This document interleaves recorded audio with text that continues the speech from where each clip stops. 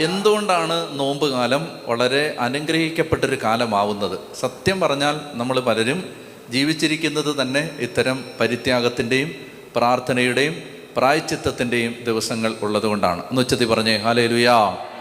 അതരം തുറന്ന് പറഞ്ഞേ ഹല്ലേലൂയാ. ഉച്ചത്തിൽ പറഞ്ഞേ ഹല്ലേലൂയാ. ഹല്ലേലൂയാ. ഉച്ചത്തിൽ പറഞ്ഞേ ഹല്ലേലൂയാ.